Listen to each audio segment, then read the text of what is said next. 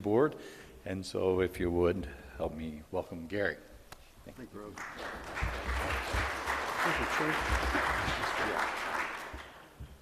So the slides up. There we go. So for those of you who know Ken Nemeth, you know that I am not Ken Nemeth. As Roby mentioned, I'm Gary Garette with the Southern States Energy Board. Ken got called into a meeting with Governor Earl Ray Tomblin in West Virginia today. Governor Tomblin is the new chairman of the Southern States Energy Board. So they're going to talk about some policy issues, so he apologizes for not being here today. I have been a resource planner with both the Tennessee Valley Authority and Oglethorpe over the years, and have been with Southern States Energy Board about 10 years. Just a quick background about the Southern States Energy Board. We are a 501c1 interstate compact formed by an act of Congress. We've just recently had our 54th anniversary meeting down in Mobile, Alabama. The Southern States Energy Board's mission is to enhance economic development and the quality of life in the South through innovations in energy and environmental policies, programs, and technologies. Our board members are the governor and a representative from the House and the Senate in each of 16 southern states and 2 territories, including the U.S. Virgin Islands and Puerto Rico. We also have a federal representative appointed by the president. You've already seen a version of this slide today. We borrowed this from the Department of Energy from slides that Julio Friedman had done. But I want to start with kind of setting the stage with an international, a national, and a regional perspective. As we've already talked, increasing energy demand throughout the world. Water issues are becoming more pronounced throughout the world. Reducing greenhouse gas emissions to mitigate climate change is becoming a priority for many countries, and I think several people have mentioned the upcoming conference in Paris next December. National energy policy, I believe it was Paul who talked about the German energy transition plan. There has also been recently a similar change in Mexico that has transformed its system of nationalized energy to a market-based system for generation, transmission, distribution, and power marketing. So stay tuned for how that's going to play out in the U.S. One thing that just happened recently, Frontera Natural Gas Combined Cycle Merchant Plant is selling 170 megawatts of capacity from its plant in Texas down to Mexico. So that's kind of an interesting twist on the interconnections. We also continue in the U.S. To export coal, for example, to countries, Netherlands, the United Kingdom, South Korea, and a number of other areas. So let's set the stage nationally. This is some data from the EIA. They looked at the first half of 2014 and compared it to the same period in 2013 for U.S. primary energy consumption, which is up 3% from last year. Natural gas consumption is up 5%, coal 3%, and nuclear 1%. From the production side, you can see crude oil is up 15%, natural gas up 5%, and renewables 4%. So what we're headed toward a little bit of is becoming more and more energy independent. Our imports are down and our exports are up, and that's one of the things we've been looking for some time. If you look at the chart on the right, it shows the capacity additions that were made in the year 2013, about 6,000 megawatts of natural gas, about 3,000 megawatts of solar, and then some additional coal, wind, and other resources. If you look at the stage in the South, and we're going to talk a lot about the South in a few minutes, but the South contains about 40% of the population of the country and yet produces over a half of the U.S. energy supply. 7 out of the top 10 manufacturing states are in the South. We have a no doubt a robust, innovative energy supply, and everywhere from traditional supply and fuels to renewables and energy efficiency in a $5 trillion economy. 3 out of the top 5 coal, oil, and natural gas producing states are in the South. And if you look at 25% of the nation's coal comes from 3 states in the South. And if you look at the nuclear generation and renewables, there are 26 nuclear plants currently operating in the South with 5 under construction. And Texas, Oklahoma, and West Virginia have a total of 16 gigawatts of wind capacity. So that's a pretty impressive amount of renewables. No doubt states have been adopting energy efficiency measures. Governor Bryant in the state of Mississippi just last year was our chairman, and he developed an energy plan that included building codes, the first building codes that have been set in the state of Mississippi in their history.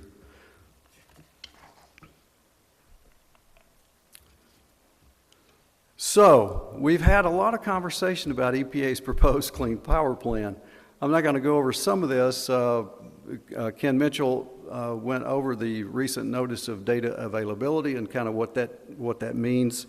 The Southern States Energy Board's primary concerns have been some of those that have been expressed earlier, and they are the principles of maintaining grid reliability, having a glide path to get to the 2030 goals, having state primacy, having concern over stranded assets, and having credit for prior actions, including the nuclear generation units that are being built, and to make sure we consider cost.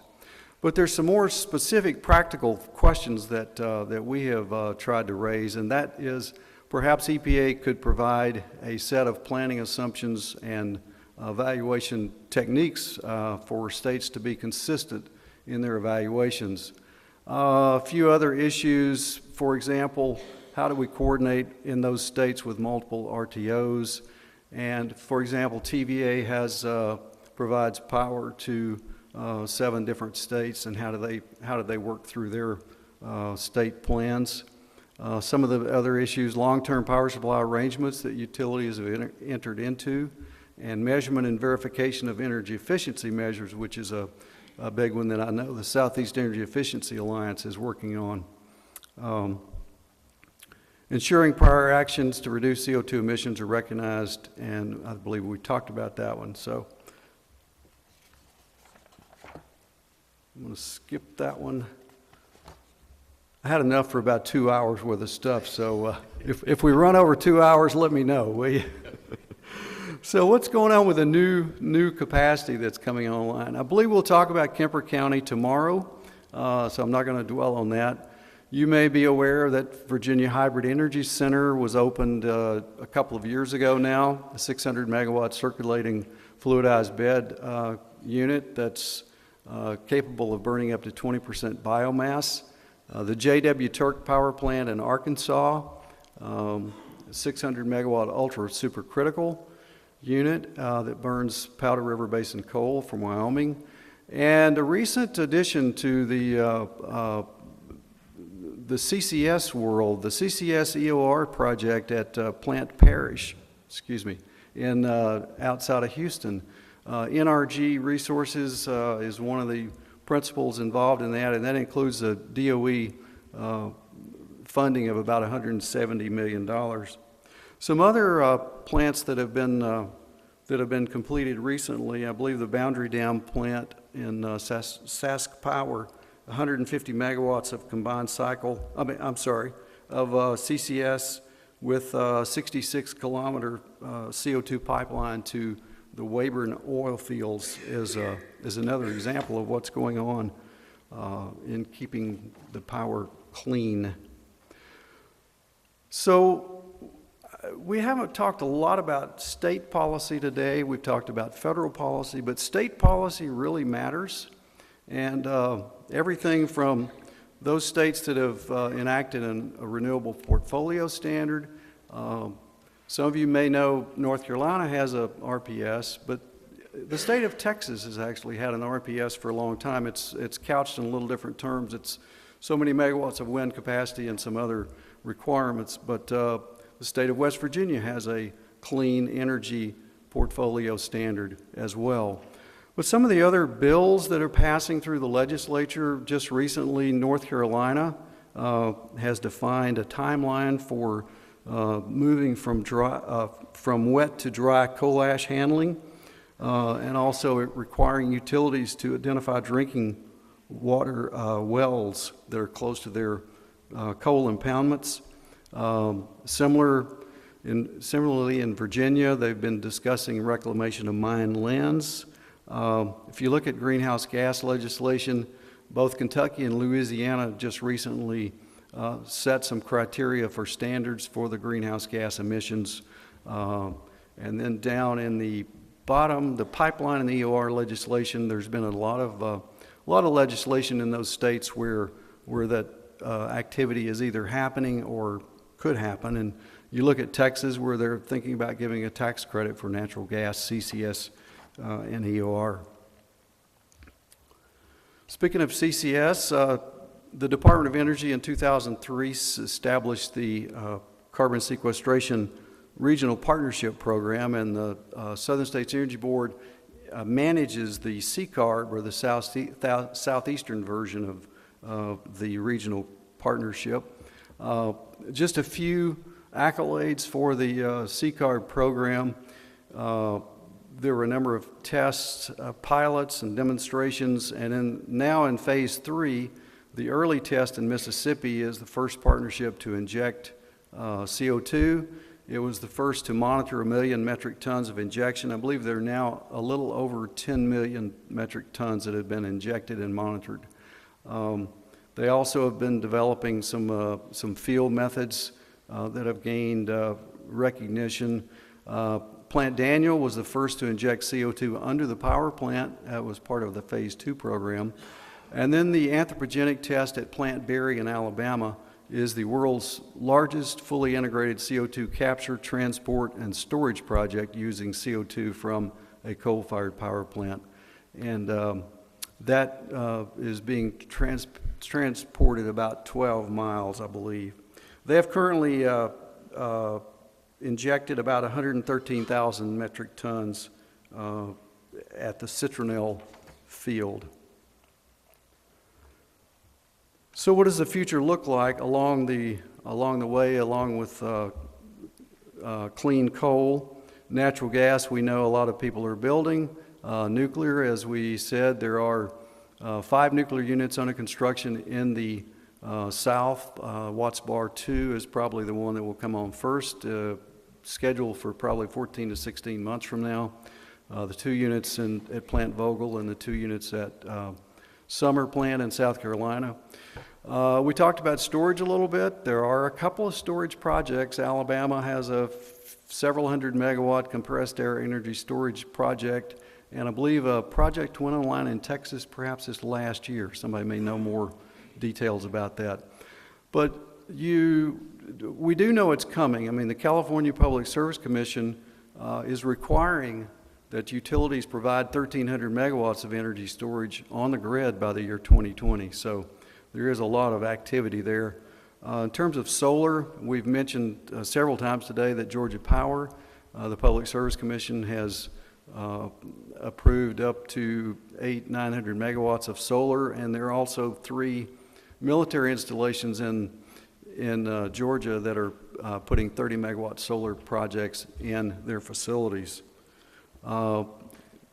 We also have some hydroelectric generation activities at small head sites, and energy efficiency and demand side management continues to play a role as well.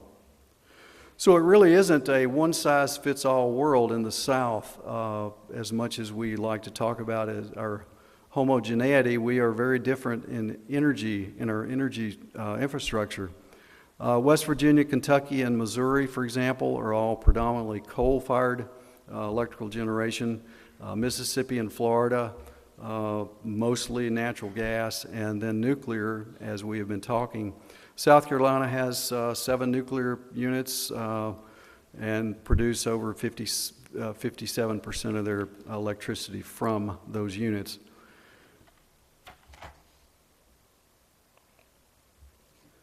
So the Southern States Energy Board and the Kentucky Energy Cabinet collaborated this past year using a DOE grant to publish its second updated state energy profile. And you can find a copy of that on our website, sscb.org. Or if you want a physical copy, I had a few out earlier this morning, a few of you picked up, and that's great. If you have an interest in having a physical copy of that, let me know and I can get one mailed to you. But this report has a number of graphs and information just like this one. This happens to be the regional energy mix, electricity mix for SSEB region and for the United States. And if you look at these, you can tell the U.S. and SSEB region look a lot alike. A lot of coal, 40% or 39%. There's a little more natural gas in the SSEB region than in the nation. So we did mention that state energy profiles vary widely, a lot due to the resources in the state, partly due to the utility constraints and fuel supplies and the contracts, and partly due to policy. For example, the states of Kentucky and West Virginia, for two, have a no nuclear policy written in their legislation. So as a result of that, you can see, well, I'm sorry, I don't have those two states up here, but Missouri, with a very large coal generation, also has about 9% nuclear, and they are very interested in small modular reactors and are pursuing those to date. They also are working on their first state energy plan, which I guess is a good timing to go along with the 111D activity. South Carolina, as we mentioned, is a predominantly nuclear. If you look at Texas and Arkansas, Texas has a lot of natural gas and 34% coal. A lot of that is lignite. And then if you look at Arkansas has about 50% coal and a fairly even mix between natural gas and nuclear. So some trending, we've talked a lot about these issues trending in the coal and utility investment world. And one is generating reliability, and we all are concerned about reliability and what's driving retirements, including age and efficiency of plants, the price of natural gas, the environmental controls, and in those markets where there is no capacity value, like in Wisconsin and in New England, where Vermont Yankee is being closed. Those are basically closed strictly because they can't compete economically with the price of natural gas. We talked about the utility business model changing. Electricity growth is definitely slowed. I believe the latest forecast from EIA is in the neighborhood of less than 1%. There's more and more distributed generation as renewable energy prices go down, gas price competition, and a lot of the integrated resource plans are coming out with a plan to retire a lot of coal units due to a number of factors, including the risks of environmental controls. We also want to look at what cities and colleges and institutions are doing. I know the city, I live in Decatur, Georgia, which is not too far from here, and we, as well as Atlanta, are participating in the Mayor's Climate Protection Agreement. And it's essentially setting the standards to reduce greenhouse gas emissions by about the same amount as in the Kyoto Protocol. And that kind of activity is going on in a lot of cities and a lot of colleges. And DOE, for example, has a program that Atlanta is one of the test sites for, the Better Buildings Challenge, that I believe we now have about 60 million square feet of commercial space that is committed to reducing energy and water use by 20% over the next 5 or 6 years. So these are some of the kind of things that make you pause about how much energy we are going to continue to drive down over time. Infrastructure, we've talked about a little bit about gas pipelines, about transmission, although there is more investment in transmission now than there has been in a while. The American Society of Civil Engineers issues this report card every year, I'm sure many of you have seen, and we're C- and worse in almost every category in the United States. Everything from aging water pipes to transportation, bridges, rail, you name it. So we've got a lot of work to do in that area as well. Pass that. So we do a lot of work with individual states, and one of the things that we do is go to energy summits that states have. We just recently attended the West Virginia Energy Summit, and it was interesting to see the range of topics. We talked about everything from coal mine safety training, coal conversion to liquids by Fischer-Tropsch, the Marcellus shale gas opportunities in West Virginia. Governor Tomlin has a CNG task force for alternative fuel vehicle fleets. And we also talked about reuse of CO2 for dyes, plastics, and some other operations. They also mentioned a merchant generating plant that I was not aware of that's going to be taking the place of a couple of retiring units on the Ohio River, I believe, is where this 550 megawatt natural gas combined cycle unit, Moundsville power plant, constructions began late 2015, and it will be selling power into the PJM interconnect. And that one will be getting fuel locally from West Virginia. Another really nice thing about this Energy Summit, we were privileged to hear hear from the former chairman of the SSEB, now Senator Joe Manchin, and the current chair of the SSEB, who is Governor Earl Ray Tomlin. One of the things that Senator Manchin mentioned, if you ever watch C-SPAN and watch the Senate floor and the speeches and all, you hear Sheldon Whitehouse once a week stand up and have a conversation about climate change. And so Senator Manchin and he were talking, and so they did a little home and home where Senator Manchin went to Rhode Island to see the effects of climate change on the coastal areas in Rhode Island. And by turn, then Senator Whitehouse went to West Virginia to see the impact of the coal mine closures on the economy of West Virginia.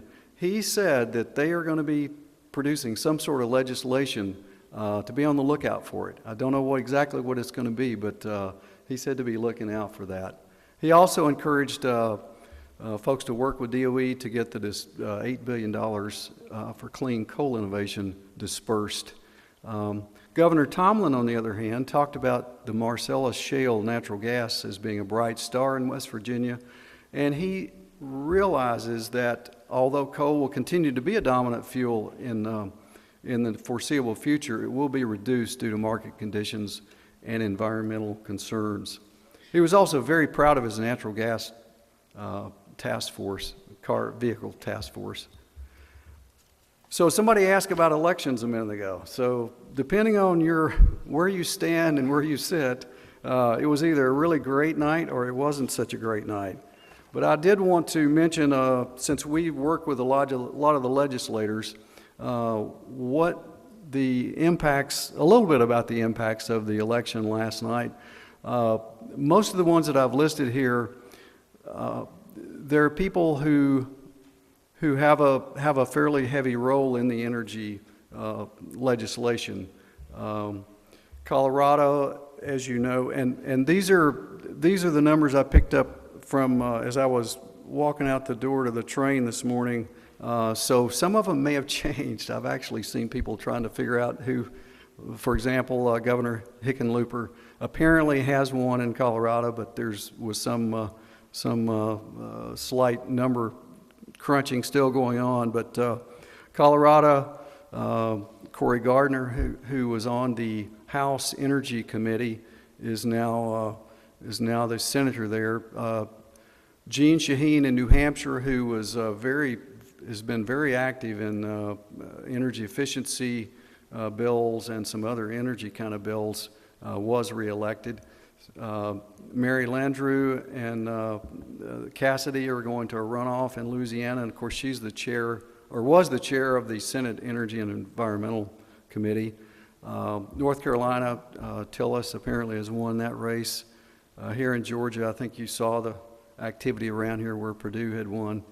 And McConnell did hold off Ms. Grimes in Kentucky, so that will help set the stage. Florida, apparently Scott did win that race, and Arkansas, which has been a traditional, Mike Beebe has been a fairly active participant in energy issues, was term limited, and his replacement is Ms. Hutchinson. I do not know his first name. There were even some local ballot initiatives on that are going to be important to us. Denton, Texas, which is, for those of you who know Texas, is kind of right in the middle of all the Texas oil and gas business. They actually passed by 60% vote, a fracking ban in the state, in the city of Denton.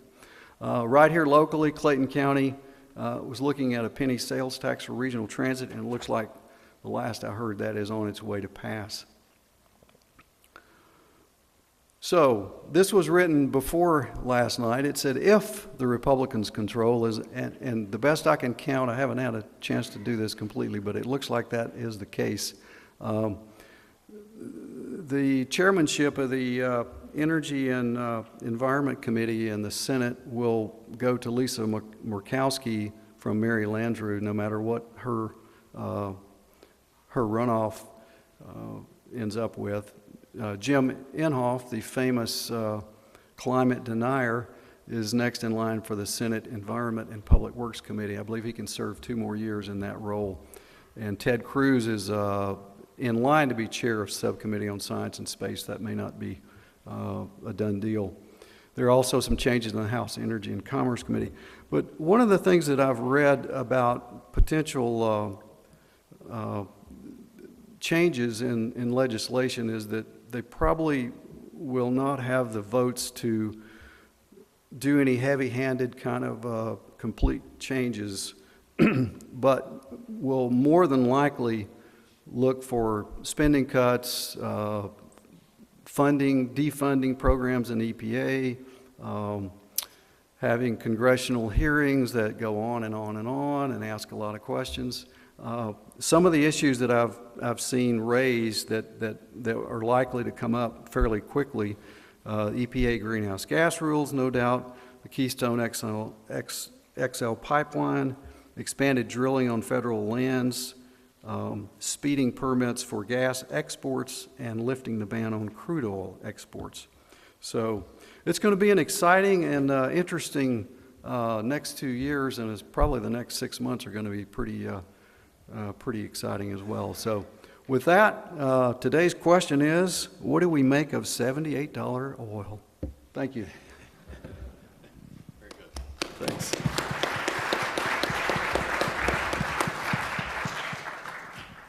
Questions? Anyone? You'll let me off easy. All right. All right, very good. Thank you.